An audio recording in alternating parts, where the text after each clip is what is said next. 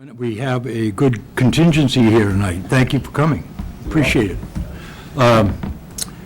Welcome to Cumberland County's meeting of Monday, June 16th.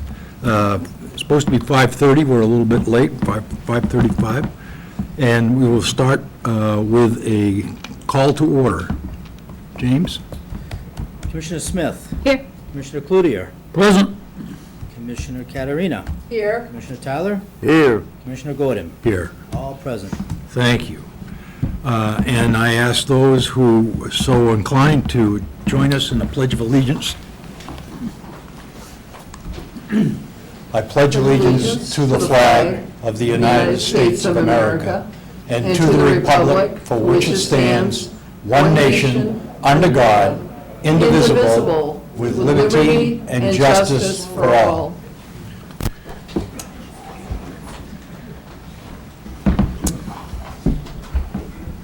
First item of business is approval of the minutes. Can I have a motion to approve the minutes? So moved. Seconded. Yep. Moved and seconded. Are there any questions or additions or subtractions? Then can I have the motion changed to approve the minutes as written? So moved. Seconded.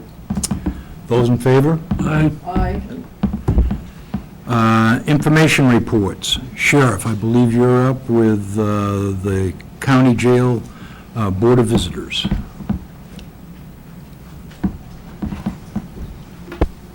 But that, you caught me off guard. I'm going to introduce a couple of jail board visitors that have joined us tonight.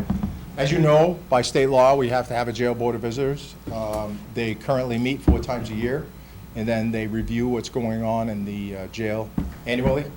They provide a report that I forward to you, also to the Criminal Justice Committee at the legislature with some of their recommendations, as well as answering some of their concerns or some of their suggestions, et cetera. So behind me, I have Karen White, who is a fairly new board of visitor. She's been on for about a year. And I also have Colleen Hilton. Colleen's been a board of visitor back when it was an option to have a jail board of visitors. And we started out, and I reached out to Colleen when she was the mayor of Westbrook. That goes back a long time. And I have to say that I think she gets the perfect attendance because she's always there. And for the last 14 years, I haven't been lucky enough to have everybody attend all the time, but Colleen has been there every meeting, and she serves as the chair, so I'm going to have her present the annual report to you folks. So, Colleen?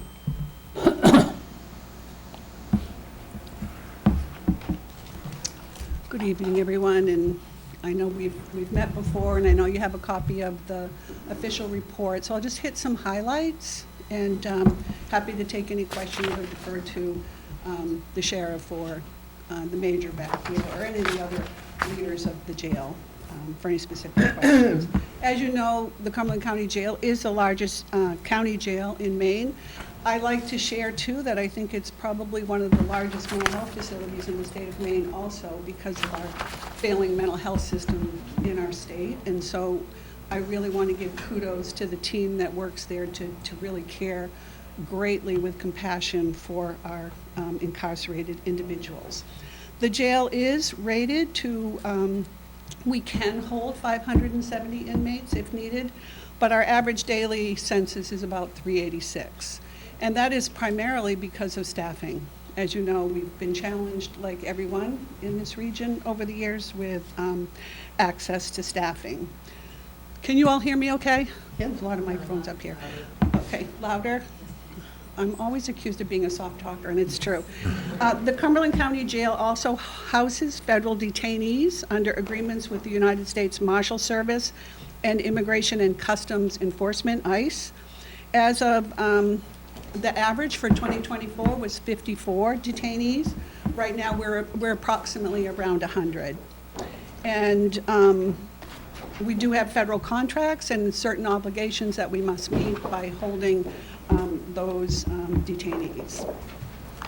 Our federal detainees are entitled to legal representation and advocacy, including access to the Immigrant Legal Advocacy Project, well known as ILAP in our area.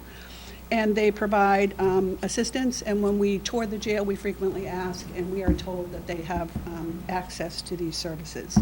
That doesn't mean the courts aren't backed up and people are unhappy with the wait times, but they do have access.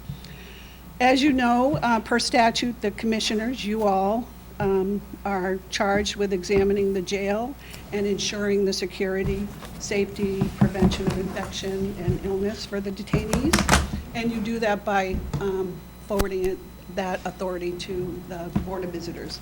And as the sheriff already shared, we did hold several meetings last year. But it isn't just the meetings. We have pretty frequent communications as needs arise with the sheriff and others. As the sheriff told you, I have been chairing the board for quite some time. We also have Garrett Stewart, who's a member. He works for the South Portland school system, and he also is quite involved with the AFL-CIO. William Baker is a fairly new member. Bill Baker is former chief of police in some Massachusetts and Maine, and has an extensive history in corrections and public safety. We have Amanda Place, who is a licensed alcohol and drug counselor, and we have certain statutory requirements for our membership, and Amanda meets one of those criteria. The sheriff mentioned Karen White, who is behind me, who's recently retired and also has some history of having an incarcerated family member, so she brings great insights to the board as well. Haley Veruso, who's a licensed clinical social worker and director of Preble Street Anti-Trafficking Services, is one of our newer members and bringing some great insights to the board. Also, Kylie Wilkins O'Brien, who's a behavioral health specialist and also does a lot of work with mental health in the criminal justice system. So we've conducted our inspections. We found no issues to be concerned about. We obviously have some recommendations. We're very fortunate, you all are very fortunate that our partnership with Armor Health is in place. The team from Armor Health, led by Kyle Manahan, and a medical director, behavioral health, psychiatric nursing staff, intensive care managers, really do a wonderful job with the residents. We have a grievance policy in place, and that has been consistently monitored, and it stays roughly around 291 grievances per year. That's been pretty consistent. There are several grant programs for opioid use that are ongoing for the next couple of years, but we're always looking for other ways to supplement services in the jail that releases some of the tax burden that you all know we're very familiar with. Staffing is much better. There's been really some real significant efforts by the team to recruit and retain, and I think we're doing much better in the staffing. So moving on to some of the recommendations that we have made and you have all supported in the past. We do need additional surveillance and around the perimeter of the jail. There's a lot of transient population. It's just hard to be everywhere, including in the jail and external. And we think some of that could be accomplished with additional surveillance equipment. And the major's looking into that. We have hired over the past couple of years a more diverse workforce for correction officers. We've had great success with that. But obviously with that comes the need for more education and cultural awareness, and we are working on ways to stay current with all of those efforts. And we also appreciate the partnerships that we have with our local hospitals, because there's a lot of back and forth, obviously, that goes on.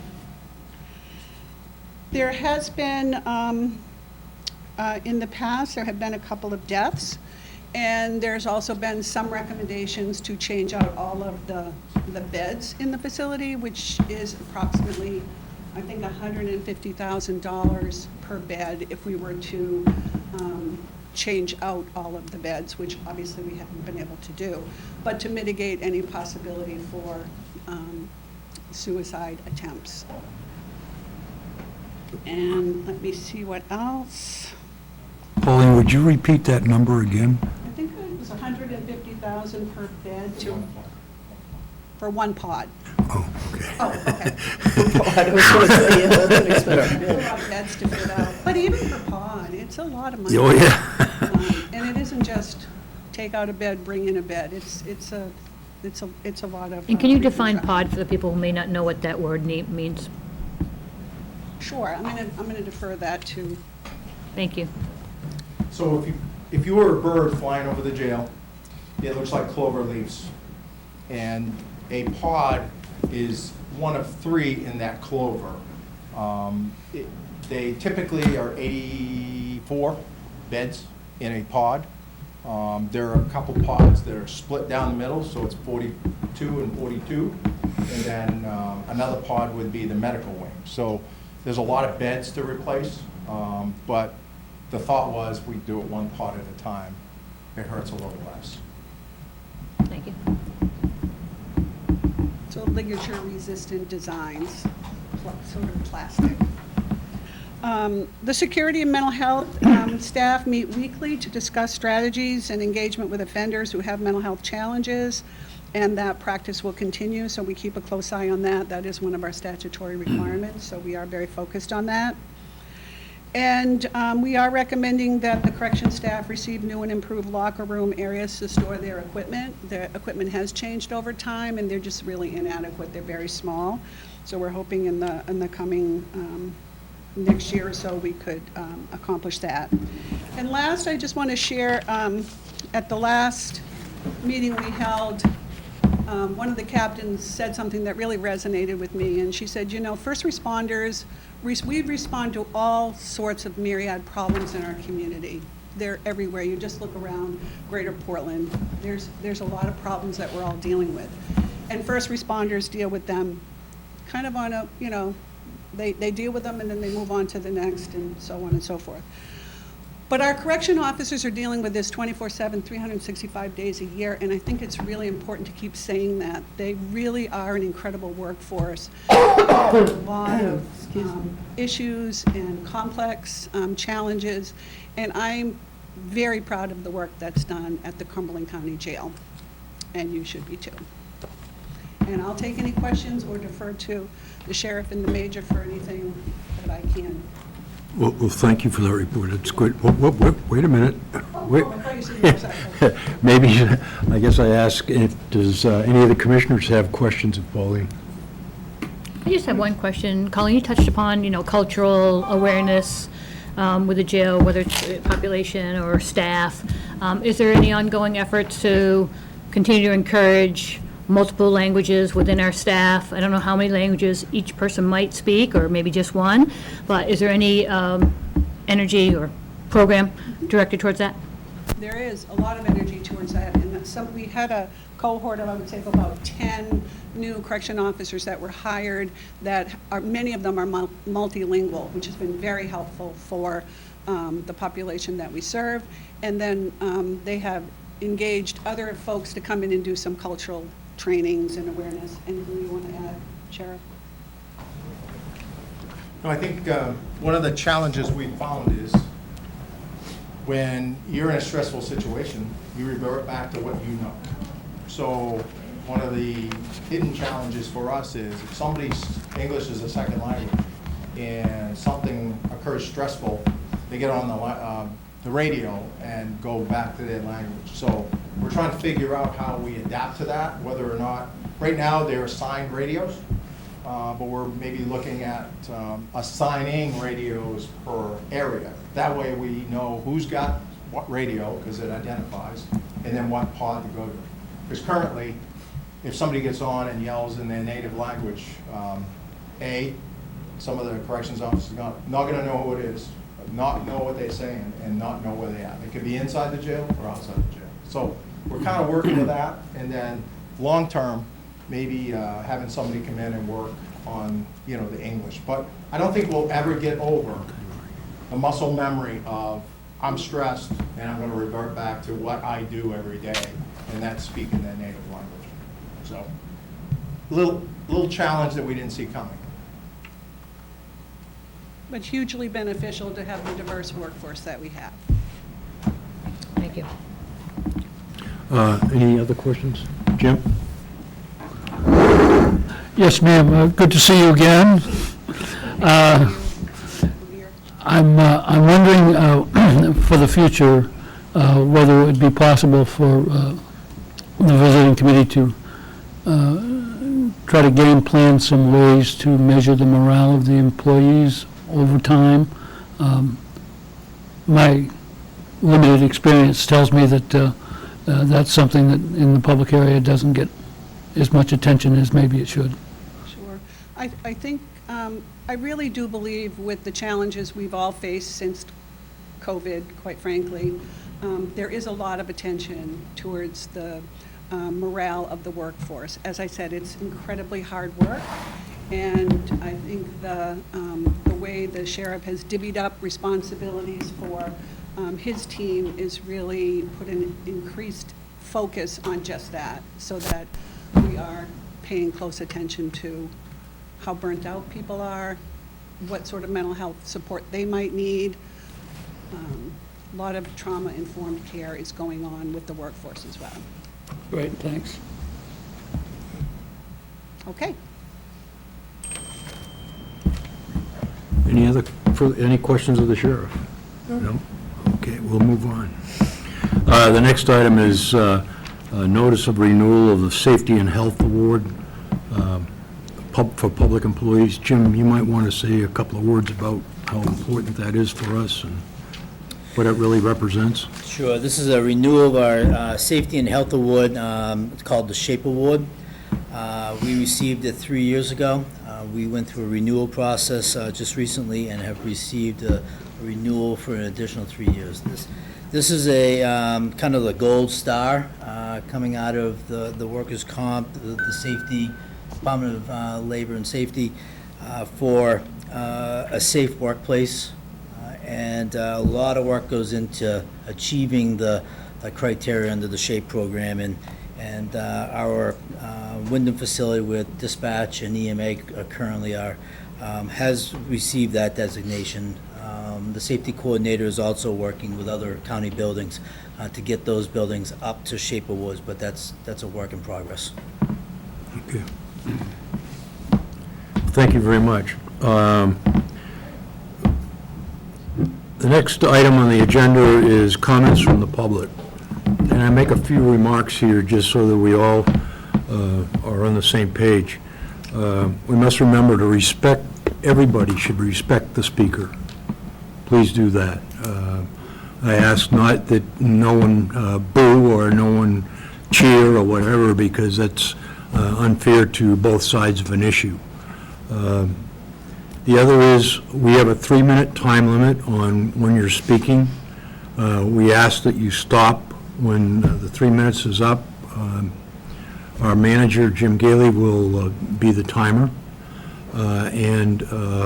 So please speak distinctly and get to your point and make it for us, because this board is in a position where it is trying to gather information, listen, and see how and if we can react to the issue and do something for it.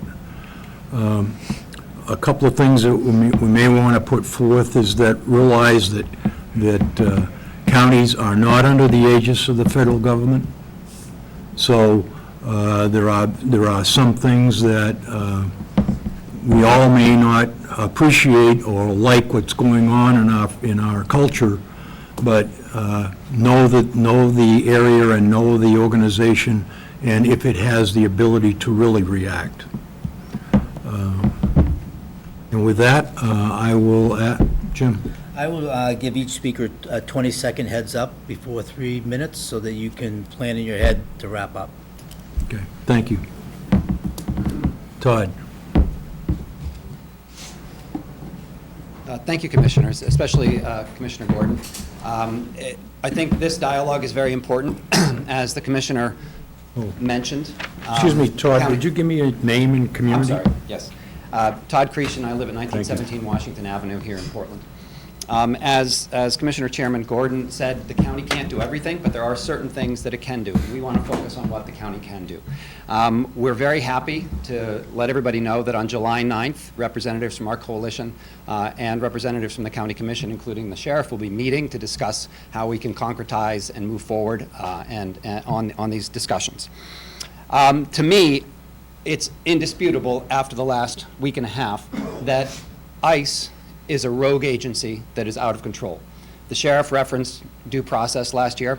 I don't believe anyone with a straight face can say that detainees being grabbed off the streets by ICE have due process rights in the United States at this point. That makes us ask a question, and I was inspired by Commissioner Cloutier's remarks at the end of the meeting, or during the public comment at the end of the meeting last month, when he referred to Maine's history in the Underground Railroad. And he said that Maine was known as a place that stood up for equity, that it was the last stop on the Underground Railroad before freedom in Canada. And it's due to people like the Abyssinian building up the street, the African-American community itself, defending itself and organizing the Underground Railroad. It was due to good people of goodwill, organizing 75 safe houses to get people out of the United States to Canada. But it was also due to organizations like the County Commission. The state of Maine, in 1855, passed what was known as the Personal Liberty Law. And it said, despite the fact that the United States Supreme Court had issued the Dred Scott decision, despite the fact that a Fugitive Slave Act was written into the American Constitution, the legislature of the state of Maine said, we will violate that law and dare them to come here. Not only will we not comply with what the federal marshals are asking us to do, we will make it a state crime for, I'm not going to go through the quote because I don't have any time, but a jailer, a sheriff, a deputy sheriff, or any agent of the state of Maine will not only be violating the law if they help catch fugitive slaves and imprison them, but if they hold them in their county jails, that sheriff will be subject to a $1,000 fine and a term in prison. That was how seriously the state of Maine took freedom in the 1850s, and I was inspired by Commissioner Cloutier's remarks. I think that it is a moment in our history where if we want to live up to that history in Maine, we have to do something similar. Thank you. You can't do everything, but what you can specifically do as a county commission is to say that the 100, we now hear, the 100 ICE detainees who are held a few hundred yards from here, we will not cooperate with that ICE machine any longer, and we will sever the relationship between ICE and the Cumberland County Jail. Thank you. All right. And we have a petition to present you, Sheriff Joyce. Peach, please. Thanks. All right. Pretty close. So we have about 800 names on here. There are some. Thank you. 800. Around 800. I'll go ahead and just put this here. You guys can pass around if you'd like. And I'd also. So my name is Peach Cushing. I live in Brunswick. I work for the post office. Last week we heard from Sheriff talk about his own people and how they were scared and how he said there's nothing to worry about. You've done the polygraph, you've passed, you have nothing to fear. However, we've recently learned through a news article that one of the New Mainers who is a CO has been detained by ICE. So there is something to fear. No one is safe. ICE is coming for everyone who the administration deems unfit for its version of a proper society. We are seeing our communities torn apart. We're seeing people torn from jobs that you all, I would assume, view as essential to keeping the county functioning. So all of these people who are doing the hard work of keeping this country afloat, keeping their communities tied together, people we love dearly, are being taken away. And you have something you can do to stop it. We've said it last month. We're saying it again now. We have a huge line out the hall ready to tell you the exact same thing, that you have a responsibility to do the right thing here tonight. And moving forward, we have to end our cooperation with this machine. It is not good. It is unethical. It is a terrible thing to be a part of, and you are all currently a part of it. Please end our cooperation. Thank you.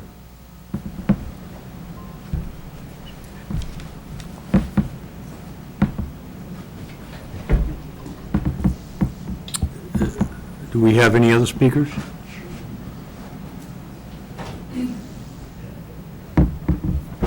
My My name is Benny Steibel. I live here in Portland, Maine, on Oakdale Street. And last time I was here, the sheriff and others repeated essentially ICE and the administration's line that the only people being arrested are people who have committed crimes. They're not being picked up for their immigration status. They're being picked up because they committed a crime. And look, I understand. You were lied to. The administration lied to you. ICE lied to you. And there's no shame in having been fooled. If I tell you the sky is pink and you repeat that because you just took me at my word, that's understandable. But in your position of authority, at a certain point, especially when people are telling you this isn't true, you have the responsibility to look out the window and act accordingly. Thank you for your time. Thank you, Kevin. Hi, Dr. Gwendolyn Tuttle. I live at 219 Dartmouth Street in Portland. Thank you so much for your time. I really appreciate everyone's service. I just wanted to note that we're in kind of a time of crisis, and there's a tremendous need for us to stand up and take note. And I think that Governor Mills has actually set a really good standard for what the people of Maine can expect from their elected officials, and that is to stand up to individuals who are trying to turn our country and our state into something that it was never meant to be. And so I encourage you to consider how much power and influence that you do have and how you're meant to be serving our population, and understand that there are members of our population who are more vulnerable than we are that are being targeted. And that I do believe it's our responsibility to stand up and to not be complicit in that targeting of those individuals. So please really try to be flexible in your understanding of your roles and the power that you have and the influence that we could have if we're able to come together and maybe make some changes to veer away from the really dangerous path that we're on. Thank you. Thank you.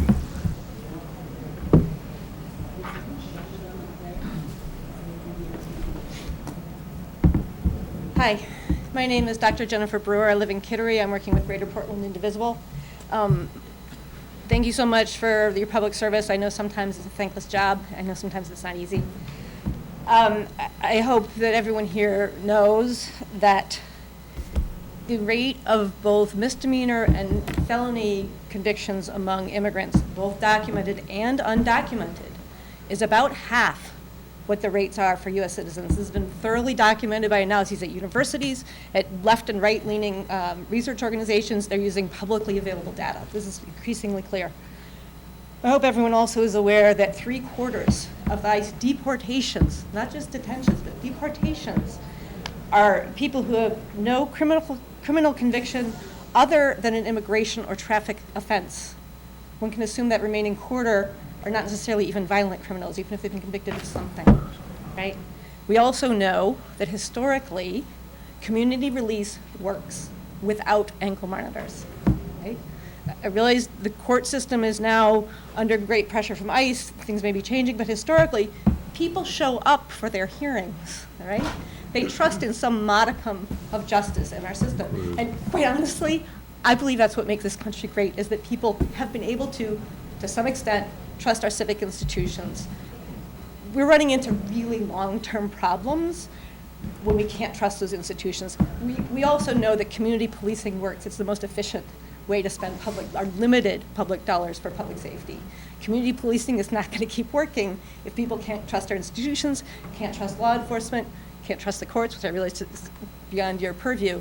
But this is really about the long term, about where Maine is going to end up, and the country for sure, but we all got to do what we all got to do locally. Thank you.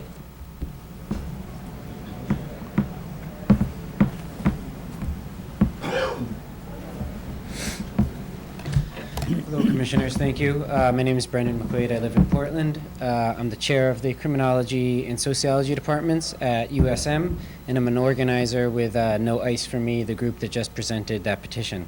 I'm not speaking on behalf of my employer, but I am here because of the same commitments that shape my research and teaching also animate this campaign to end cooperation with ICE. I've been teaching full-time in public university criminology departments for a decade, first in New York and since 2019 here in Maine. I've taught many students who are new Mainers, immigrants and refugees, and many who are born and raised in this state. What's striking is that the immigrants, more often than not, are the ones who believe in our country's ideals the most earnestly. They believe in fairness, freedom, and see America as a place of opportunity. Many of my native-born students, on the other hand, are growing up increasingly cynical. They've come of age watching police murders, climate collapse, war, and genocide stream across their phone. They've lived through a broken healthcare system, a bloated carceral state, and an economy that offers precarious futures floating on debt. They know the criminal legal system is not about justice. They're asking the right questions and seeing through the lies. As a result, law enforcement agencies across the nation, including here in Maine, are struggling to recruit, right? Well, let's note the 70 vacancies in the Cumberland County Sheriff's Office. As Sheriff Joyce noted last meeting, the Sheriff's Office has addressed this staffing crisis by hiring new Mainers.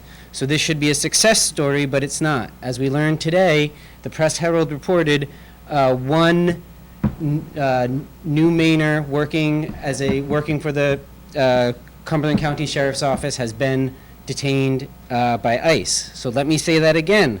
Cumberland County tried to hire immigrants to staff its jail, and ICE caged them. So this is not about public safety. This is not about the law. This is about domination. It's about dividing workers, criminalizing mobility, and manufacturing enemies. So historically, immigrant groups have gained acceptance in this country by entering public service. When immigrants become teachers, postal workers, law enforcement, they become Americans. So this is supposed to be a pathway to belonging. But mass incarceration was never about belonging. It was never about safety. It was always about social control. And now new Mainers, many of whom believe in this country more deeply than those born here, are learning the truth. The carceral state is not here to protect you. It's here to break you. So what we're witnessing is not a bureaucratic mistake. It's not a failure of oversight. It is the beginning of a fascist political project, a system that cages people for being poor, for crossing borders, for daring to survive, a machine that runs on fear, and we're here to shut it down. So I'm here to say, end ICE cooperation now, free them all. Thank you.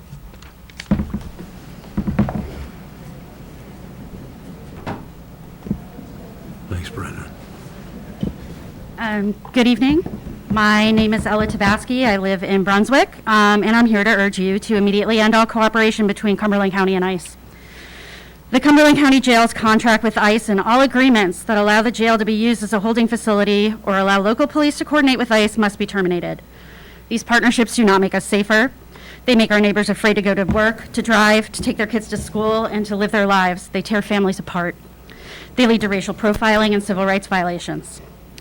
I'm Jewish. My mother was a Holocaust educator, and I was raised to recognize the machinery of state-sponsored dehumanization, how quickly people can be targeted, detained, and disappeared simply for existing.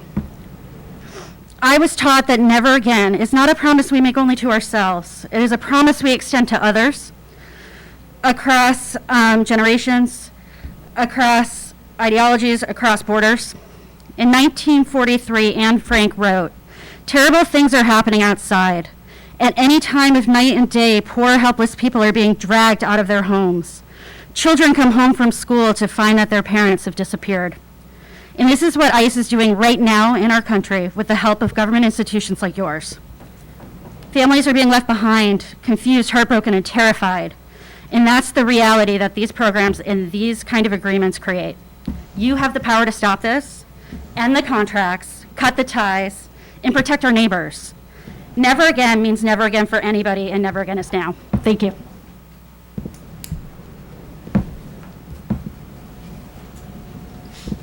Could I just suggest that the folks who've spoken already, if we could go out and clear some space, and for the folks who are in the hallway could come in? Would that be okay with the commission? Fine, yes. Okay. Good evening, everyone. My name is Becca May. I live up in Brunswick, and I work in public health here in Portland. Excuse me, could you repeat that again, please, your name? Yep, my name is Becca May, and I live in Brunswick. I work in Portland, though. I work in public health, and the majority of my work centers around workforce development across the entire state. And many of the programs that I work on are directly working with our immigrant youth. And I want to be very clear about what I'm seeing and my colleagues are seeing, and that's that new Mainer students and families are terrified right now. They're fearful of being interrogated, detained, and harmed by ICE agents, many of whom are concealing their identities completely. What we are witnessing from ICE is inhumane, it's unconstitutional, and any partnership that Cumberland County has with ICE is an act of complicity in this ongoing violence that we are all witnessing. I want to believe that anyone in this room can understand why this is all incredibly unacceptable. But if you hear the former concerns and can ask, like, why do I still care? Why should I care? Let me highlight another kind of reality of that. The students that I have the distinct pleasure of working with are so excited to fill our critical workforce shortages that we are seeing across the entire state. They are our future healthcare workers, our teachers, our small business owners, and Maine's economic viability depends on these individuals.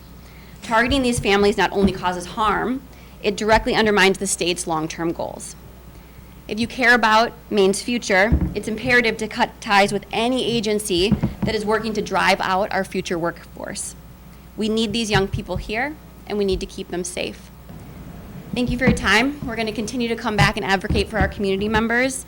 And Sheriff Joyce, I look forward to our meeting in the beginning of July. Thank you very much.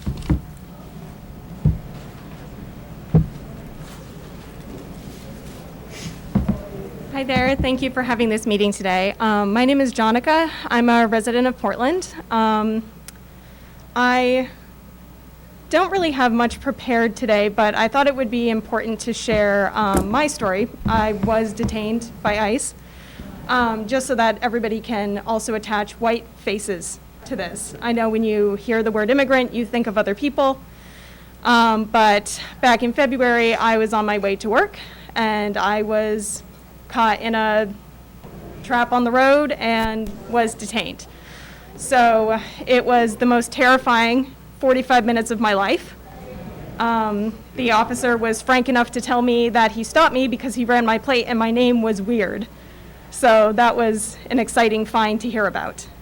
So I think having a story like this told to you all will help you kind of frame and create context around these ideas that these are, you know, criminals who are being rounded up or people who are doing bad things and don't have a place in our society. There is no rhyme or reason to how ICE is operating, and they are using our police to further their agenda as opposed to the police serving the communities that they are a part of, and further eroding the trust between citizens and public services. So thank you very much for your time.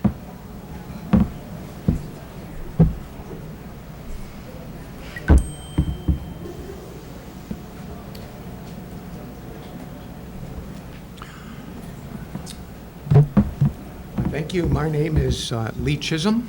I live in Freeport. I've been an attorney in Maine for 15 years, and for the last 30 years, a middle school teacher. From 75, I regard what's happening now as a crisis unparalleled in my lifetime. Police state is something that looms as not an improbability, but a reality. Excuse me, can we get the door closed? People can't hear.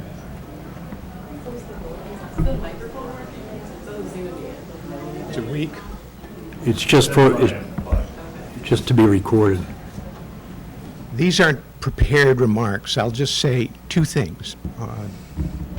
One, right from shortly after the inauguration, when 230 plus people were taken off the streets and shipped without a hearing, without anything, to a prison in El Salvador. We've all seen the pictures. And one of them was a man named Kilmar Abrego Garcia, an admitted mistake, with an administration still refusing to correct its mistake, says volumes. The other thing I want to note is that the fugitive slave law, which I'm grateful to be reminded here, is something that Maine refused to take any part of, is one of the most blackest marks on American history. Slaves who managed to escape could be rounded up and put back into slavery. black people who were free people could nevertheless be mistaken and put back into slavery. We're facing similar injustices all around us, and I'd be ever so grateful if the Cumberland County Commissioners followed the example of Maine 100 years ago, 150 years ago, and refused to let ICE be facilitated by the use of our jails.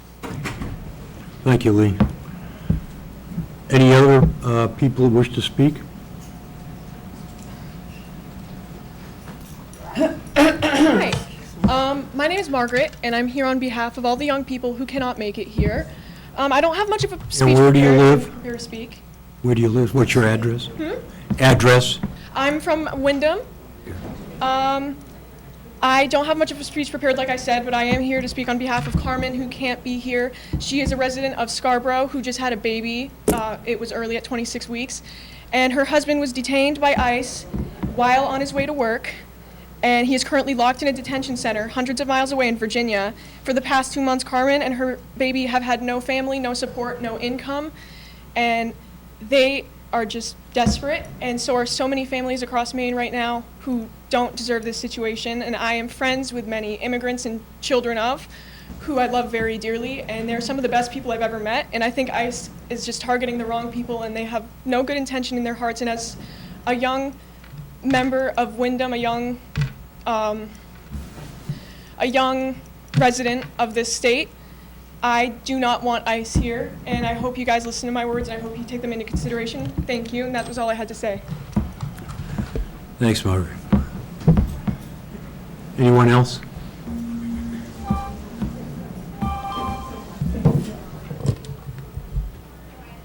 My name is Deanie. I'm with Cumberland County Indivisible, and I live in Falmouth, Maine. I want to thank all of you for the service that you do, coming here, making the decisions that you do. But I want to remind all of us that but for the grace of God, we would be one of those immigrants that's being detained. We would be the ones who are seeking a better life and coming to a state and wanting to contribute and being afraid for our lives. I tell my kids, and I think many of you have grandchildren or kids and probably could relate, that if you have to start a sentence with the word technically means that whatever's coming after is probably not on firm moral footing. So whenever they come at me and they try to say, well, technically, Mom, technically, I always come back with, I don't think you're saying something that has firm moral footing.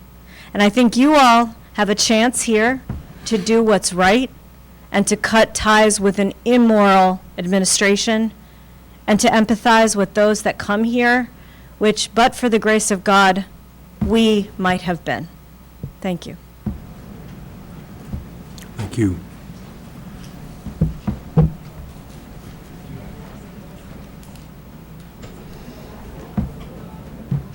Hi, I'm Shelby Layton. I live in South Portland. Others have spoken powerfully about our moral duty to stand up in this moment and end our moral complicity with ICE's actions. And I hope that that's already enough to convince you. But I also want to talk about a more practical concern. When the county works for ICE, it is not only morally complicit, it is legally complicit. And that will lead to significant costs for the jail, for the county, and for the taxpayers. As the sheriff acknowledged recently, he is being sued, and the county is on the hook when ICE violates the rights of our community members. And the sheriff also stated that he assumed that when ICE detainees are brought in, that ICE has probable cause to detain them. But we've seen that that's not true. There have been more instances than I can count of ICE racially profiling and arresting people without probable cause all around the country.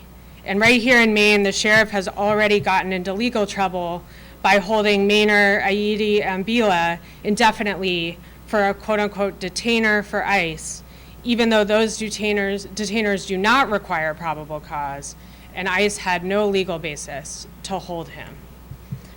On top of those costs, there are also substantial legal and financial costs to detaining as many as 100 extra people at the jail on any given day.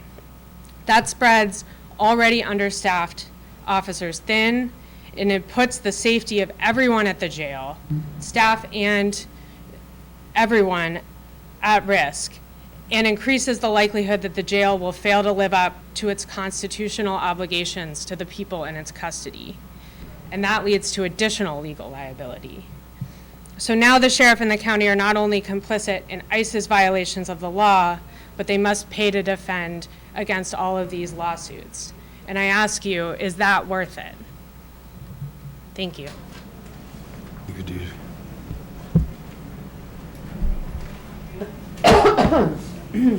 Hello, my name is Hallie Hers. I live in North Deering, Portland. I am here today as a nonprofit leader with an expansive community that includes immigrants. One community member who's here legally as an asylum seeker told us recently that they no longer feel safe driving to work. They know that other people like them, black and brown immigrants, are being profiled and taken by ICE without due process. ICE does not make our community safer. It threatens our safety. I also come here as a former middle and high school teacher, and I can't imagine what it's like to be a student worried about themselves or their family member being detained by ICE while they're trying to learn. Research on learning in the brain shows us that you cannot learn if you don't feel safe. I ask you to make our community safer by cutting ties with ICE. Thank you.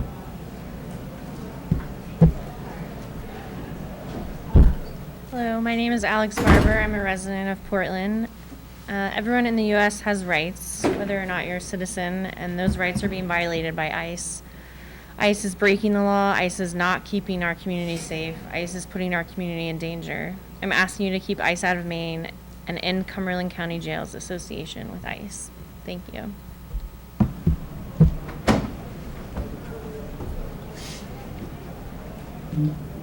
Hello, my name is Noah. I live in Portland on Anderson Street, and I'm here today to ask you to end any and all collaboration with ICE in Cumberland County. ICE has been recently detaining citizens of the United States and legal residents, and we should support this in Cumberland County. They also use intimidating and violent tactics to illegally detain people without due process, and they don't give them any sort of trial before deporting them from the United States. Also, while people are held in ICE custody, they're held in inhumane conditions without proper medical, food, or water access. For all of these reasons and many more that people have stated, I believe that we shouldn't collaborate with ICE at all in Maine or in Cumberland County. Thank you. Thank you. Thank you, Noah. Hello, my name is Ben Rosenblum. I live on Anderson Street here in Portland. I'm here to ask that we end Cumberland County's Jails Association with ICE. I believe the point has been well made several times, but I'm absolutely disgusted by the flagrantly illegal behavior of ICE. I also work at the public library, where I work with teenagers, and I routinely hear them talking about their worries that they'll be picked up off the streets, or did they hear if ICE is at the library today? It's absolutely disheartening. It is not the hallmark, I think, of a rational, legal, or ethical immigration system. And I hope that you'll end the collaboration with ICE. Thank you very much. Thank you, Ken.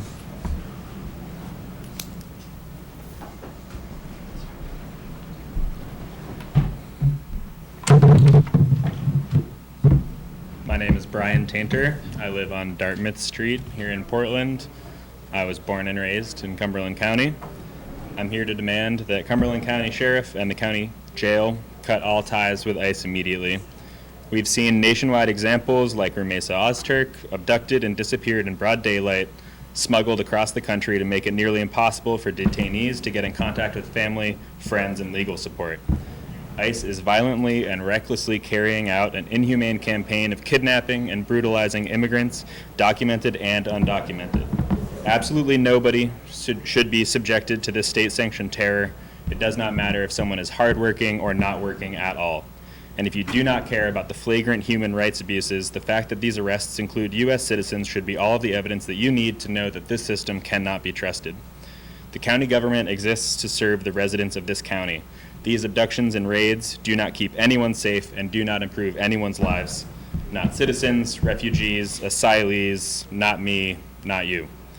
ICE has no home in Maine, and immigrants, regardless of documentation status, do have a home here in Maine and in Cumberland County. Cut ties with ICE today, and we're going to continue to show up every day until you do. Thank you, Brian.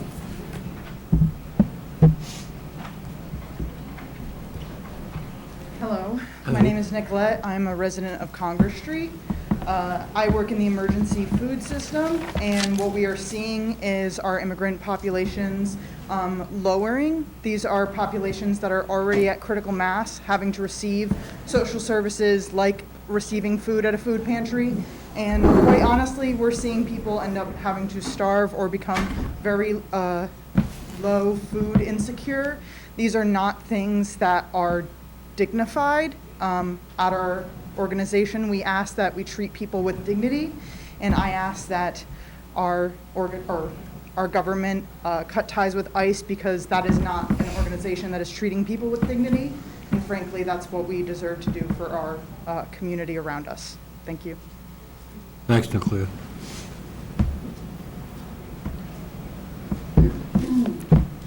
Thank you for the opportunity to speak tonight. My name is Michaela Kiefer. I'm a Portland resident, and I'm here to speak against collaboration between ICE and local entities like law enforcement and the Cumberland County Jail.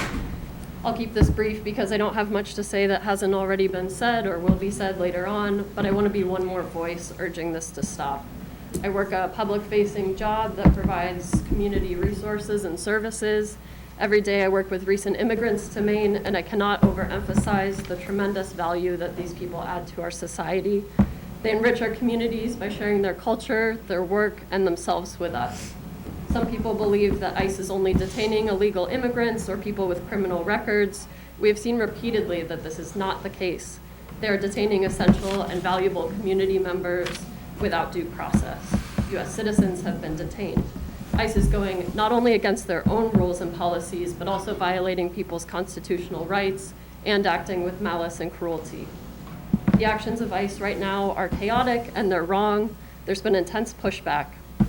Offering our collaboration and our city, county, and state resources to this institution is not a prudent decision on any level. It's a disservice to the immigrant populations that make Maine great, and it's not what we stand for as residents, taxpayers, and voters. Thank you for your time and consideration tonight.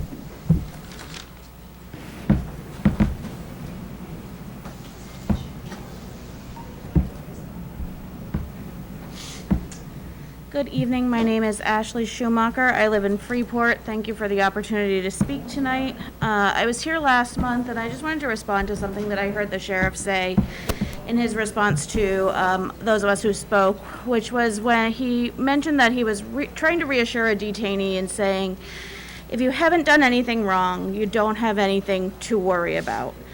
I want to first state that anyone who has been accused of the civil offense of entering the U.S. illegally has rights in this country and in this state that are currently being violated. I'm a citizen who happens to be non-binary, which falls under the transgender umbrella. I'm an autistic adult. And over the past year and a half, I've been regularly exercising my freedoms of speech and assembly to protest the federal government, including the U.S.-funded genocide of the Palestinian people. Like so many of our immigrant neighbors, I haven't done anything illegal. So, when unidentified masked individuals without judge-signed warrants are recorded abducting people off the streets of Cumberland County, and when local law enforcement has done nothing to stop this violent ICE and Border Patrol activity in our neighborhoods, when young people across the country are brutalized by the police and abducted by ICE for protesting U.S.-sponsored genocide, when the director of the United States DHS says autistic people belong on wellness farms, when the president of the United States attempts to write transgender people out of existence via executive orders, and then says we're coming for the homegrowns next. I do not feel safe or protected by the police or the sheriff's department. Not when I'm volunteering at my community's food pantry, not when I'm picking my child up from school, not even in my own home. In the face of inaction from local leaders like yourselves, how can I be sure I'm not next? How can any of us? I want to be really clear when I say that I'm not sharing my personal fears because I think they're any more important or worthy of your time and attention than those of our immigrant neighbors who are not safe to be here sharing their fears tonight. It's quite the opposite. My concerns are about potential harm. While our immigrant neighbors in Cumberland County are currently experiencing or are in imminent danger of actual harm done by federal authorities or impersonators of federal authorities on this soil. Sitting on your side of the table tonight, I genuinely hope you'll choose your fellow human beings over a semblance of safety and a perceived proximity to power before it's too late for all of us. 20 seconds. End all formal and informal cooperation with ICE and Customs and Border Patrol in Cumberland County now. Thank you. Thanks, Ashley. Stella Hava, Portland, Maine. In the name of God, most merciful, especially merciful. When the founding fathers said... Name and address, please. Stella Ahava, Portland, Maine. I apologize, I didn't realize you were writing them down.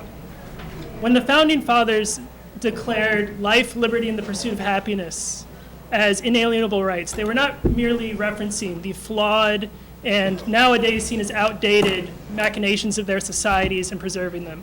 They were observing the same reality which Jesus Christ observed when he said, "Do unto others as you would wish done unto yourself," and which the Buddha observed when he said, "How can it be the job of man to kill another man?" In El Salvador's torture prison, it is the job of the guards to put people in a position where they have to essentially starve or be injured, or there is a laundry list of reports. In the El Salvador torture prison, they are not doing unto others as they would have done unto themselves. I would simply ask you to consider that these words our country were founded upon were not merely an idle slogan for them to justify contemporary institutions, but should be a lasting and enduring inspiration for us all. And I ask you all to embody that in your organization. I hope you have a good day. Thank you. Thanks, Stella. Hi, my name is Geneva Shimmick, and I live in Brunswick. I do not need 3 minutes to ask you to please stop collaborating with ICE. You have the power to do that. Please do so. Thank you. Hello, my name is Caroline Clavel. I'm a resident of Portland, Maine, 11 Hanson Street. It's not on. Oh, okay, I'll just speak up. Caroline Clavel, I'm a resident of Portland, Maine, at 11 Hanson Street, and I'm here I identify in 3 ways at the moment. One is as a person of Jewish descent. It is actually terrifying to be watching what is unfolding and to think that I'm living in a county that is collaborating with ICE is something that in my wildest dreams as a child I never would have imagined. Secondly, as the mother of 2 immigrant brown children who we now insist that they take their citizenship cards with them everywhere they go, and who, when we're traveling around the state in places that we're not familiar with, or they go off on their own in those places, I'm afraid. And thirdly, very importantly, I'm an ESOL teacher of elementary school students, and I just want to let you know that the students are terrified. They are having nightmares. They're very aware of what's happening. They are, in some cases, their families are not leaving the house often enough, afraid to go work, and not eating the right amount of food because of being afraid to go to like a food pantry. I just really wanted you all to know how the children are feeling. Thanks. Good name is Samuel Boggs. I live in Brunswick, Maine. A lot of people are talking about the defense of our citizens, the defense of our people, and that is something I absolutely applaud. But I think we should also remember the historical role that our leaders end up playing in this. If indeed what we're descending toward is fascism, one must consider the historical implication of such a term. ICE is blatantly disregarding the rights of people in our land, not just according to our own constitution, but by the standards of the international courts. I would like to extend the language of complicity to not just say that you are not only complicit, but accomplice to what is happening. If you continue to do so, what would you say to The Hague?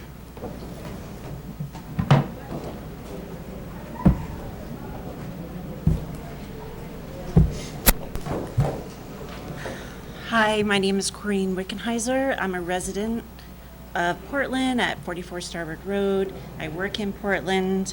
I'm here to ask that the county not cooperate with ICE.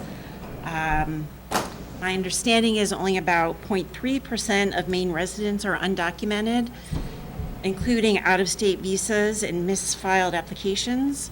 Even fewer of these have criminal associations. Why would we give up the rule of law just to handle a very small number of people, paper violations that our legal immigration system can handle? Having masked agents who are refusing to identify themselves perpetrate violence against people in our community clearly constitutes an assault on the rule of law and the safety of our community. So I would urge that we not profit from this kind of activity. Thank you. Thanks, Breen. My name is Riley, and I am a Cumberland County resident, and I want to say that our true calling in life as humans is to love thy neighbor as thyself. So why now are we watching families be torn apart and people suffer injustice simply for seeking a better life? Why are our communities going through something as abhorrent as the way that immigrants nationwide are being treated? We, the citizens of Maine, do not want ICE on our streets, and we ask that Cumberland County cease cooperating with them because immigrants are what makes our communities so vibrant, and it is not right and just to separate families from one another. I ask that you reflect on the treatment of your fellow man and consider if you would want to be treated with such cruelty, and may God have mercy on us all. Thank you. Hola a todos. My name's Angie. I'm currently a resident of Monmouth. I'm a Mexican American and proud daughter of immigrant parents, and English is my second language. I'm here today to speak for all my Hispanic and Latinos that couldn't make it today, unfortunately due to the heightened anxiety and the fear that rather of getting their voices heard today would be detained after exiting this courtroom. While Maine is an overwhelmingly white state, my brothers and sisters are all over Maine, serving Maine's economy and in so many different professions. Whether we are undocumented or documented, due to having to deal with potential racial discrimination of profiling has caused myself and fellow communities of color to fear for our safety. We are unable to do such basic things from going to the grocery store to driving to eat with our families, to go to school, to simply hanging out outside our yard to enjoy a carne asada. And all these things are things we can no longer do. So I demand that we start to make actions because this is hurting so many families and separating all of us. Thank you.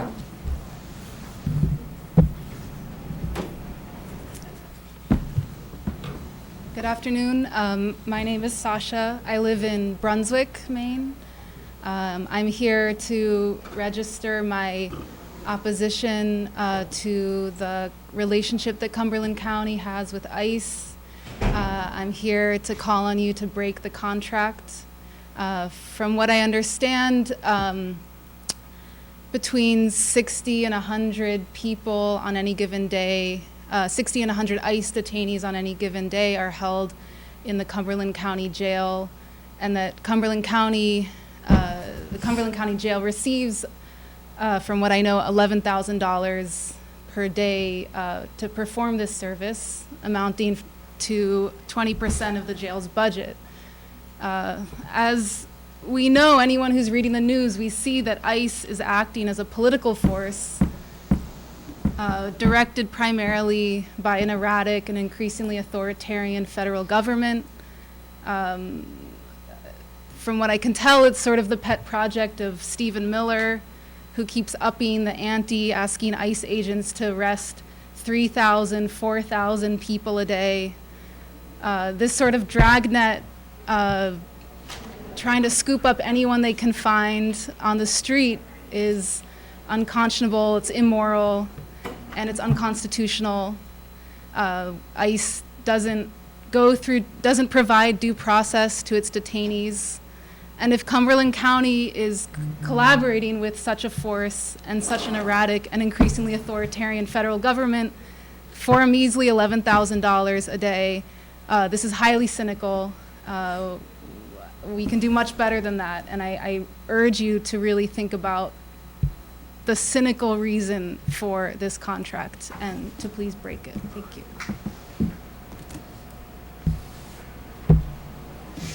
Hello, my name is Shreyas. I am a resident of Brunswick, and I'm here to register my opposition to the fact that Cumberland County has a tie-up with ICE.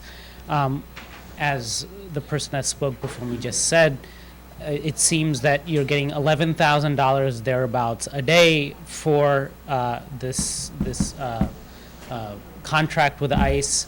And as we have seen over the last couple of weeks and months, ICE has engaged in blatant, pervasive violation of basic civil rights in this country.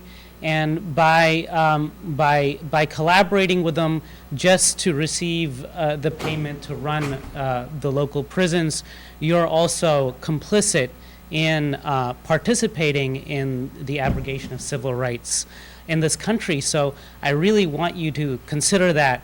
And I also want you to consider the amount of people, your constituency that has showed up here, and hopefully that shows you how undemocratic your ongoing complicity with ICE is. And I hope that you consider that and break all ties with ICE. Thank you.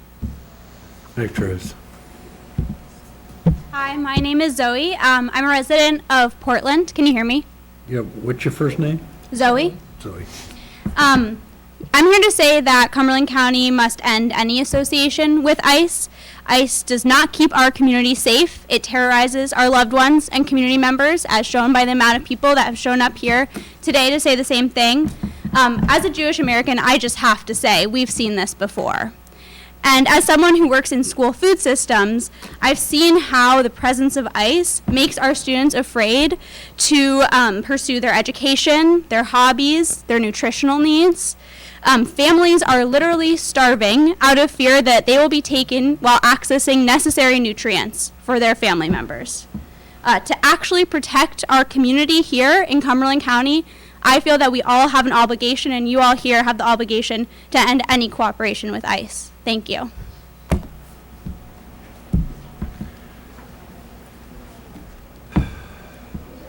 Hi, good afternoon. My name is Kate. I'm a resident of Brunswick, and I'm here to register my opposition to the collaboration between ICE and Cumberland County and ask that you break your contract with ICE. By allowing this collaboration through the contract between ICE and Cumberland County, you are enabling and supporting a political entity known to enact anti-democratic, illegal practices, including racial profiling, arresting people without warrants, and essentially disappearing people off of our streets, our businesses, our schools, our hospitals, places of worship, etc. As our elected officials, you are in a position of making this collaboration possible or impossible. And you are also, therefore, making this anti-democratic behavior possible or impossible. Your constituents do not want this, as you can see from the show here today. So I wonder how you justify the facilitation and the support of these violations of constitutional law and civil rights to your constituents. Thank you. Thanks, Kate. Hi, I'm Samia, a resident of Brunswick, Maine, and I'm here to register my opposition to Cumberland County Jail's collaboration with ICE. I also urge you to think very carefully and closely about that word, collaboration, in this setting. and the history of who has collaborated with anti-democratic governments and fascist governments, right? I think there's a reason we're hearing this word a lot tonight. ICE has been committing human rights violations, trampling on people's rights, including the right of due process. This is an anti-democratic and anti-legal, at this point, institution. So I would like us also to think about, what does it mean to uphold the rule of law, right? What is our role? What's your role in doing that? The last thing I would maybe like to add to this conversation today, just building on the person who came before me, is that we know that communities are less safe and less strong when people are afraid of going to hospitals, when they're afraid of going to school, when they're afraid of calling the police to report a crime or to get help for a loved one, okay? And this collaboration is contributing to that fear. It's tearing apart communities and making them weaker. So that's what I would like to register for the record. Thank you.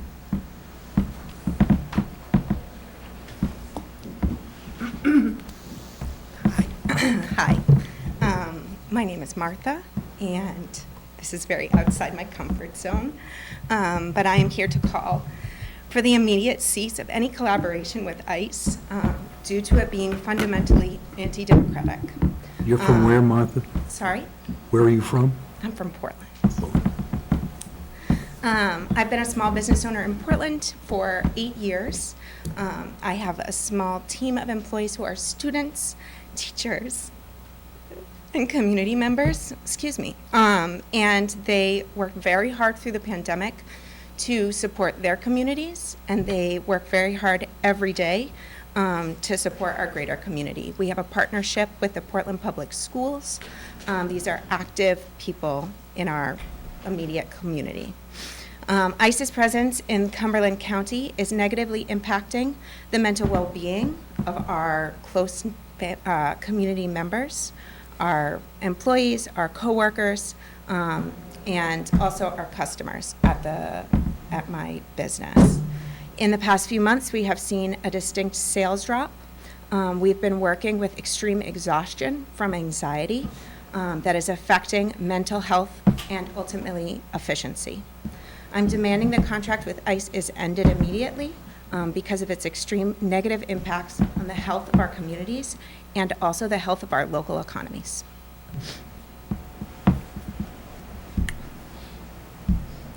Thanks, Martha. Hello. Is this okay? You're hearing? Okay. I'm Maria. I'm in Westbrook. I'm thankful for the opportunity to speak today.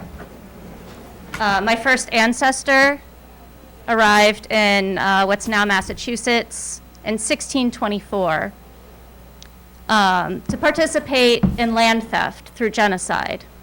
And so I'm coming to speak against cooperation between Cumberland County and ICE from that legacy of land theft through genocide. One of the first things that my ancestor, John Woodbury, did was to become a founding member of the First Parish Church, and then immediately after that, he founded the police station in Salem, Massachusetts. So I'm coming from that legacy of police and church and local government, because he also ran for local office and eventually colony-wide office. So there's a long tradition of, I would say, unethical practices in my family. That's what I come from. That's how I got here. The people that are coming here now are not coming here for the same reasons or through the same pathways that my ancestors came here. The people that are coming here now are coming here for safety, for all kinds of reasons. And it's unjust for us to be cooperating with something that is so unethical. And we know that ICE has targeted most vulnerable people of the immigrants and people that they do target for specific violence. We know that there has been, sexual assault, forced sterilizations, all kinds of horrific acts of violence happening to people And now there's even less oversight and even more just do whatever they want. It's terrifying. We don't need this in our communities. We don't need to cooperate with it. We can break that pattern. We can break that cycle. That's why I'm here, and that's what I'm asking you all to do as well. Thank you. Thank you, Rita. Hi, my name is Chandler Clothier, and I live in Lewiston. And next year, I'm organizing our 10-year high school reunion. And so it's heavy on my heart that I want everyone that graduated with me to be able to come to the reunion and be able to feel safe coming. And it's something that we have to plan for, that not everyone is going to feel safe. And that's really unfortunate because they contributed so much to our school and so much to our communities and continue to.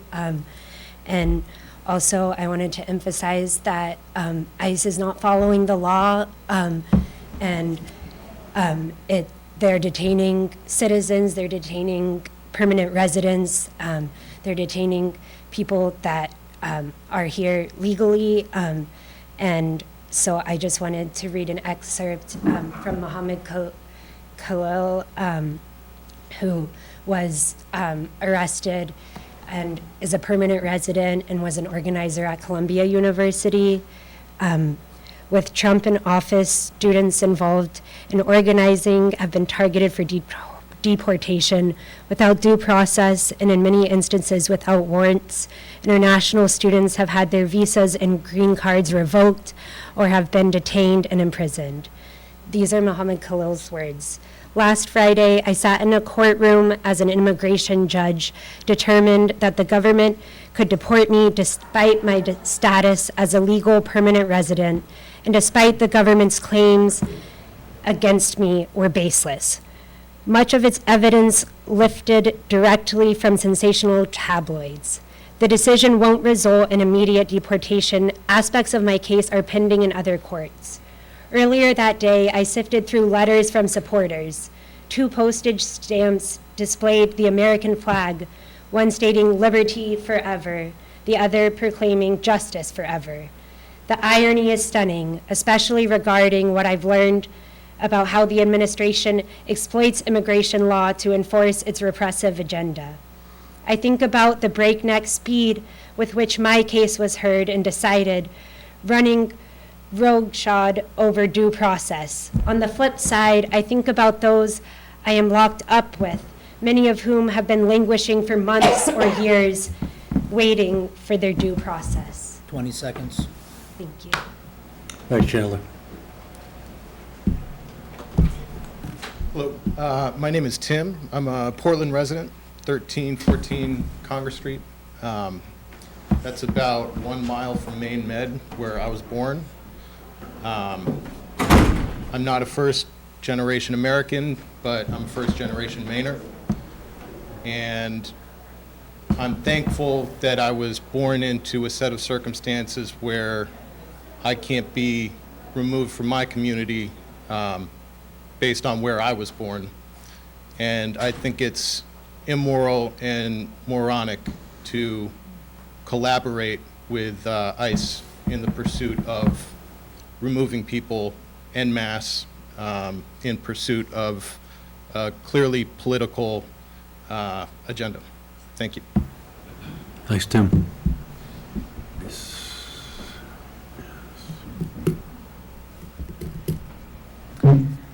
Hi, my name's Julia. I'm a resident of Portland, and I'd like to register my opposition to the Cumberland County Sheriff's Office and Police Department of Portland having any collaboration with ICE.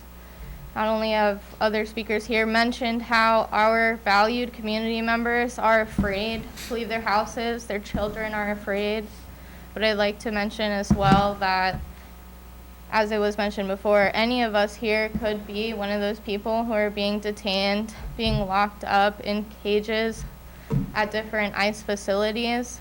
It could have been any of us. My great-grandmother was an immigrant, and I think Like, why would we spend any more money taking away valued community members when we already have a housing crisis, when we already have a mental health care crisis, when our valuable money and time could go back into our communities, into our schools, into our hospitals, into our housing, instead of being spent on more surveillance and policing of our immigrant communities and having people kidnapped off the streets. Thank you for your time, and thank you for everyone else who has spoken tonight and who will speak. Thanks, Julia.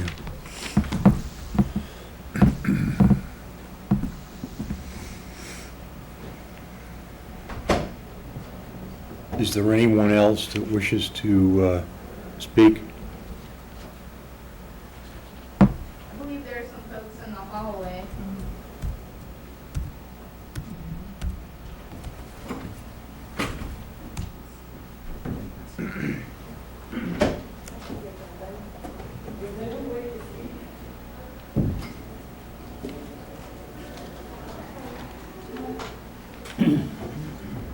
Hi, thank you.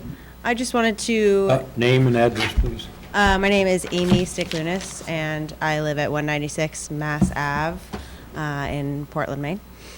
And I just wanted to tell a quick story. I work in school nutrition, and I recently worked with the students in the Civil Rights Club at the middle school.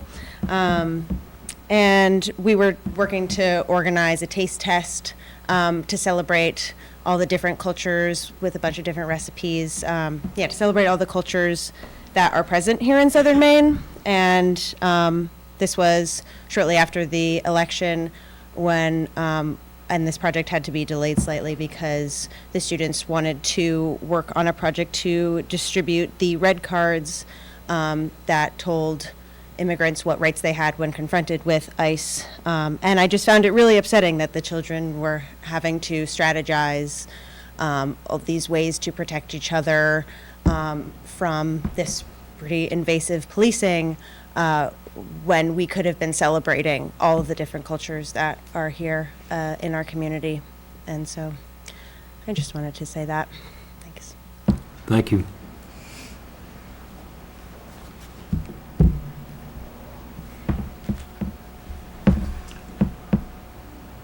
Are there any others?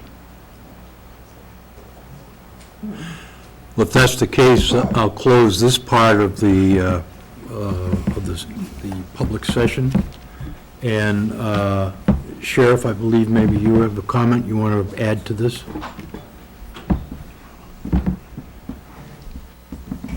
Sure do. First of all, what a difference 2 weeks makes. 2 weeks ago, I was defending myself for not doing anything. Coincidentally, while I was in Mexico City. And I heard somebody talk about carrying passport information, and when I was in Mexico City, I carried my passport information, because that's what you do in other countries. Now I'm here today hearing about collaboration, partnership, relationship. We've been working with all police departments, including ICE and the Border Patrol, for 30 years. We did it 10 years ago. We did it under this administration's first 4 years. And there was a little bit of a rocky road. And for those who aren't aware, just Google my name in 2017 about ICE. And I want to make sure that people's rights are upheld. I was elected to make sure that public safety in the Cumberland County was held. And I take that real serious.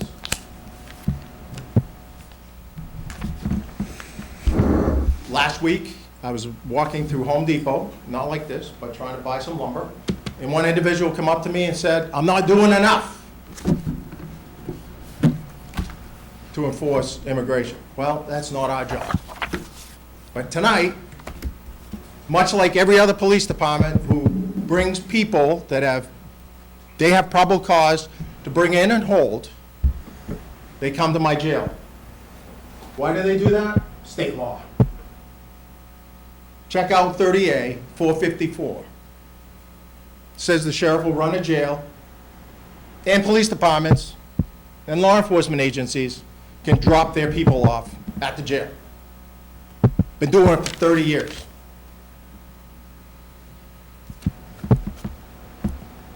We've heard, yeah, I'm being sued. Well, yeah, they have to sue me in order to get to the people in DC.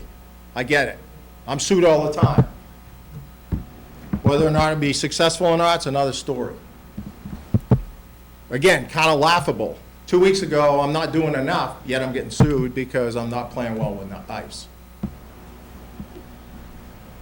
I'm really irritated when I hear about police officers stopping people and arresting them because they're maybe illegal or they don't look like us. I can tell you right now, I feel like I can explain for all the police officers in Cumberland County and probably the state of Maine, with a couple of towns exceptions, nobody is enforcing ICE laws. We have no business doing it. We are not trained to do it. And as I told the media the other day, much like drunk driving is killing a lot of people on Maine's roads, we're not reaching out to ICE to ask them to do OUI enforcement. Why? Because they're not experts. They're not going to do it. They have their little corner of the law. We have ours, and the two don't play well together. But yet I hear collaboration, relationship, and partnership. As a law enforcement officer and as the sheriff, I'm not going to violate the law and start telling people you can't bring your legitimate arrests in. Now, I've heard speculation of people not having, or ICE not having probable cause for people. I've got 60 ICE inmates. I have no idea what they have for probable cause. I got another 300 or so people that are in there for other police departments. I have no idea what they have for probable cause. We have a justice system that is supposed to weigh that, not the sheriff. I don't have time to sit at the door and judge who comes in and who doesn't. There's legal immigration and there's illegal immigration. I can't tell you what that looks like because I'm not trained in that. As I told a news reporter the other day, we're starting to make public safety political. And public safety is not political. Public safety involves everybody. The two individuals that I'm being sued for, when I looked at what they're in for, sex offender, aggravated assault, domestic violence, endangering the welfare of a person. That's bad. Every October, I wear a purple ribbon discouraging domestic violence. But we have somebody that's committed domestic violence, and they're in the ICE system. To me, it's hypocritical. They can do it, but somebody that, like me, can't do it. The reality is, some of these folks that are locked up, they work really hard to get on ICE's radar. And we don't tolerate our own folks doing it, and the government doesn't tolerate people that paperwork is not legal doing it.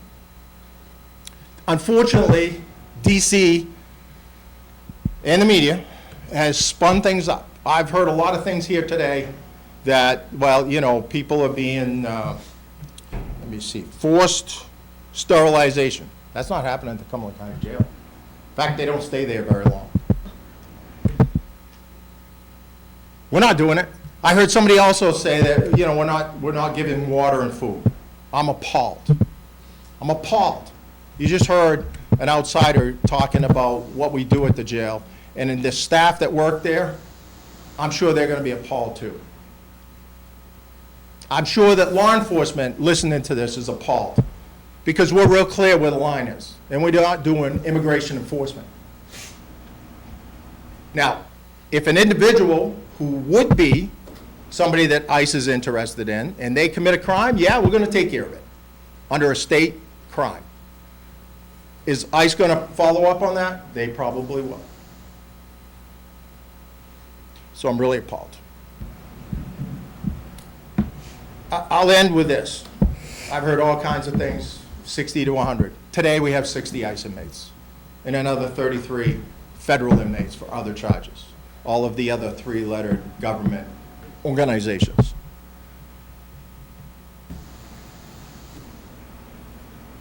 I wasn't going to go this way, but people have used things they've seen in the news, so I'm gonna go this way.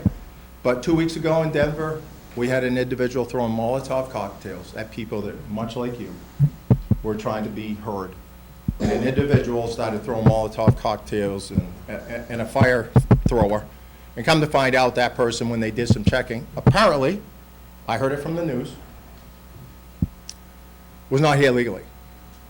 Now, if I were to do what everybody wants to do, forget about public safety, forget about my commitment to the citizens of Cumberland County, and I let this individual go, and that person went to Colorado, guess who would be standing up here answering questions on how that person was allowed to go free and throw Molotov cocktails? Me. And guess how many people will be standing behind me to support me? None. None. So the reality is here. I'm not going to get political with public safety. I look at everything as if it's going to protect everybody.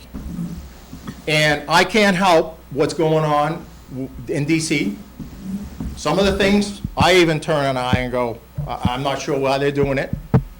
There hasn't been any confirmed people with masks jumping out and pulling people into vans that I'm aware of in Cumberland County or the state of Maine, for that matter. Yes, you can watch TV, and whatever TV program you watch, there are some eye-rolling events occurring that I even say, that doesn't make sense. But the reality is, I can assure you that people that are wearing the brown uniforms here today, including myself, are interested in public safety and doing the right thing for the right people. Will we make everybody happy? Absolutely not. Tomorrow when I go to Lowe's, I'll have somebody come up and tell me I'm not doing enough, and you folks are telling me I'm doing too much. I will do the right thing, always.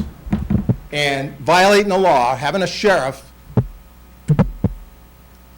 a person of the law, violating the law just for politics, isn't going to settle with me. Thank you very much. Thank you, Sheriff. Any of the commissioners? James. Thank you, Chair. There's a joke that a carpenter with a hammer sees every problem to be a nail. And I'm a lawyer, and I've heard a lot of people tonight talking about how unconstitutional things are happening, illegal things are happening, and we have a need to do something about that. I believe that 100%. There's going to be a meeting in a couple of weeks, and I think we're going to try to find some constructive things to do to assure people that there is such a thing as due process in the United States, and particularly in Cumberland County, and there needs to be a system in place for us to be confident and assured that that does happen. I will say this, I do not think I agree with the proposition that we should try to distance ourselves from the contracts that we've had with the federal government for decades now. And it's for a reason. And it's a reason that I have pretty good confidence in because of what I do for work every day. The fact is that ICE is a national organization. The fact is that there's huge turnover in the location of where people are kept, and they're moved frequently, and they're moved without warning, and they are moved to distant places where they are out of touch with their family, they're out of touch with their lawyers, they're out of touch with their opportunities to defend themselves. And that may be something that we can do something about. there are 4 or 5, actually, excellent judges about 150 yards up the street. There is a writ called habeas corpus that has existed since 1215, when it was written into the Magna Carta. And there is actually, no question, a lack of opportunity for people that end up in the Cumberland County Jail to be before one of those judges in a timely way, and in a way where routinely judges will say, you are not to move this person while we go through this. And I think I have to believe that there's a great element of a mistake being made if we say, well, no, there's no place in Cumberland County for people to have an opportunity to protect themselves and defend themselves. I just don't think I believe that. I'm certainly going to study it more than I have, and I have studied it a lot already. I don't presume to speak for anyone else on the commission, but I know these people. I know that they have no interest or tolerance for illegal, unlawful, cruel, or other reprehensible activity. But this is not a simple question. And you know, just saying, you can't bring your people here, I presume we could possibly do that. I also presume that it is very much open to question whether that is wise or humane. So that's where we stand. We're working on this. We've got a couple of weeks. We're going to have a meeting. We're going to discuss it. We're going to try to understand it. There's more to know. I do think there are some things that we can do, but I don't know what the answers are. And I would agree with anyone who wants to criticize certainly the allegations and the descriptions of completely unacceptable misconduct by sworn law enforcement officers all across the United States. Sheriff Joyce, 2 years ago, described our attitude about immigration enforcement in the way that I had first heard from a fellow by the name of Michael Chitwood, who was the chief of the Portland Police Department 25 years ago, saying, this is not our business, we do not enforce immigration, and we are not trained, and we have no business holding people who are not here under probable cause, and we will not do it. And that has been the consistent attitude of the Cumberland County Jail all that time. It's the appropriate attitude, and I expect that if nothing else happens, that will continue. But we don't have control over the federal government, and makes me think you all understand it's fairly important to show up and vote. Thank you. Thank you, James. Does anybody, Gene? Yes, I want to thank each and every one of you for coming up and speaking. I agree with you that we need to do a lot more than we have been doing. And when I say we, I'm talking about all of us, you guys included, as a society, to stand up for other people. I'm the granddaughter of granddaughter and great-granddaughter of immigrants.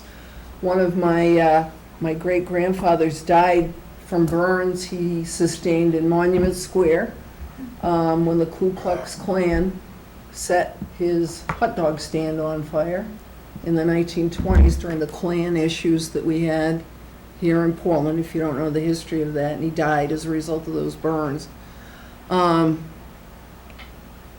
I'm horrified when I look at the news and I see supposedly professional law enforcement people with masks grabbing people off the streets. But I can tell you, I haven't seen any evidence of that happening in Maine, certainly not in Cumberland County. And I think Mr. Cloutier spoke very eloquently on the attitude that we have, in this county. We're not cooperating with ICE. That makes me really angry when I hear that, because we're not cooperating with ICE. You've heard the sheriff. We're not cooperating with them. We're not calling them in. We're not, doing whatever. Yes, we do have, I guess it's a pod or whatever in the jail that the federal government has used forever. That's not just ICE. It's the U.S. Marshals, and there's a whole bunch of federal agencies up there, FBI, whatever. And I believe the sheriff when he tells me that we're very clear that unless there's probable cause and there's been due process, we aren't going to put people in jail. You heard the Board of Jail Visitors did a report. We've got these awesome people who are keeping an eye on the jail for us. So I hear you. I thank you for speaking up and doing the right thing. It reminds me, of my youth. I'm getting old. Back in the late 60s and demonstrations and whatever. And I've been going to the demonstrations too. Don't tell the county manager that in case I get in trouble, but please know that we aren't sitting here going, go away. We aren't listening to you. We are listening to you. We know what you have to say. I can't speak for the other commissioners. I can only speak for myself, but I'm concerned about what's going on in this country right now, and it's terrible, it's not good, and I hope we have a Project 2026 coming up here shortly. Thank you. Thank you, Jean. Anybody else? Yeah, thank you all for speaking tonight, and the folks who were here the previous meeting that we had. I think it's really important for all of us to take the time to listen to one another, also share your stories, tell us how your life is being impacted. I take all of those words to heart. I hear you. I acknowledge what you're saying. As a county commissioner, yes, we're here to help our communities be safe and live the best life we all can live, no matter who we are, where we come from. I certainly look forward to more discussions and, more conversations. I feel like there's got to be a better way. We've got to find a better way. Do I know exactly what that is right now? I don't, but I'm heartened by the words I've heard today. Also, it's important to just digest all this. It's a lot. We're all under a lot of pressure. We're under a lot of anxiety around what's happening, and I just want to say I hear you. I acknowledge what you're saying. I hope I can be part of a better way forward as well in terms of my role as a commissioner and working with our commissioners, my fellow commissioners. I think we need to find a better way. We need to be a better community. We need to be a better country, in my opinion. And so thank you again for the words, and I look forward to working with you in the future. Thanks. Tom, you have anything? Thank you. I want to thank all of you and all the ones in the hall for coming and talking intelligently and peacefully and respectfully. I truly appreciate that. Commissioner Claudia stated it very well. My concern has always been that we follow the letter of the law, and I think Sheriff Joyce and his group have done that very well so far. I've heard nothing to say they've violated anything. He goes through due process, the department goes through due process.